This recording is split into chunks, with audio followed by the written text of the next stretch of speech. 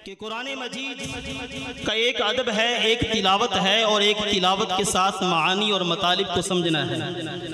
और इनमें सबसे जो आला दर्जा है ना तिलावत का, वो ये है कि तिलावत के साथ उसके मानी, मतालिब और मफहूम को समझना। इस हवाले से एक ही बात मैंने करनी है।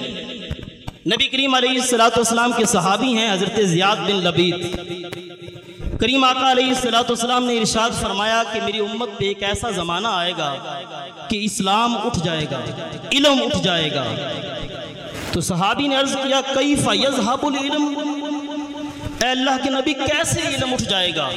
नहनु नक़रउल कुरान व नुक़रिउ अबनाना व नुक़रिउ अबनाअहुम व युक़रिउ अबनाउना व अबनाअहुम इला यौमिल क़ियामा। अल्लाह के नबी ये कैसे इल्म उठ जाएगा? हालांकि हम आपसे कुरान पढ़ते हैं, हम आगे अपने बेटों को कुरान सिखाएंगे, वो अपने बेटों को कुरान सिखाएंगे, वो अपने बेटों को कुरान पढ़ाएंगे, यहाँ तक कि क़यामत आ जाएगी, कुरान की तालीम जारी रहेगी। फिर कैसे इल्म उठ जाएगा? नबी दो आलम सल्लल्लाहु तआला अलैहि वसल्लम ने इरशाद फरमाया, ऐ ज़ियाद बिन लबीद तो मेरी बात को समझा ही नहीं। करीम आका ने फरमाया वलैसा बिहाज़िल यहूद वन नसारा यक़रऊन तौरात वल इंजील वला यामलून बिशैइन फीहिमा। करीम आका ने इरशाद फरमाया, ऐ ज़ियाद बिन लबीद सुन, यहूद व नसारा भी तौरात और इंजील की तिलावत करते थे, लेकिन उसके बावजूद गुमराह हो गए, भटक गए। पता है क्यों गुमराह हुए? वला यामलूना बिशैइन फीहिमा, वो तौरात की तिलावत तो करते थे, वो इंजील की तिलावत तो करते थे, लेकिन तौरात और इंजील में जो हुक्म आया था उस पर अमल नहीं करते।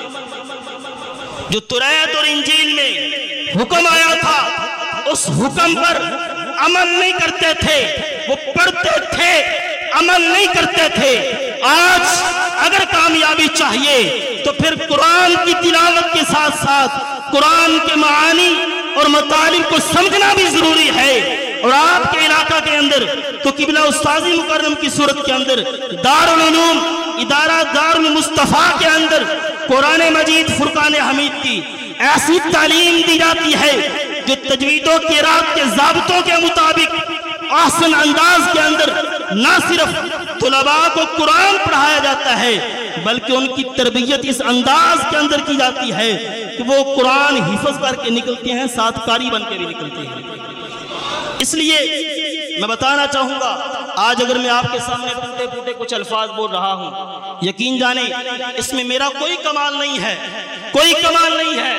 ये किबला उस्ताद गिरामी के जोड़ों का सदका है, ये आपका फैज़ है कि आज आपके सामने मैं चंद जुमले बोल रहा हूँ। तो हज़रात गिरामी कदर हज़रत उमर पाक के दौर के अंदर एक फ़कीर था, बार बार आके सैयदना फ़ारूक आज़म से मांगता था। एक दिन आप जलाल में आए, आपने कहा तो हर वक्त मांगता रहता है, कभी कुरान भी पढ़ लिया कर, कभी कुरान की भी तिलावत कर ली कर, कुरान भी पढ़ा कर। वो फ़कीर गायब हो गया, कई दिन तक फ़कीर नजर नहीं आया, कई दिन तक। जब काफ़ी दिन गुजरे, बाजार के अंदर सैयदना फ़ारूक आज़म को वो फ़कीर नजर आया। आपने पूछा यार तू नाराज़ हो गया है? मैंने इतनी सी बात की थी, कहीं तू नाराज़ तो नहीं हो गया? उसने बड़ी खूबसूरत बात की, उसने कहा इन्नी वजदतु फी किताबिल्लाहि ताला मग़नानी बाबे उमर। सैयदना फ़ारूक आज़म ने फरमाया तो मेरे दरवाजे पे क्यों नहीं आता?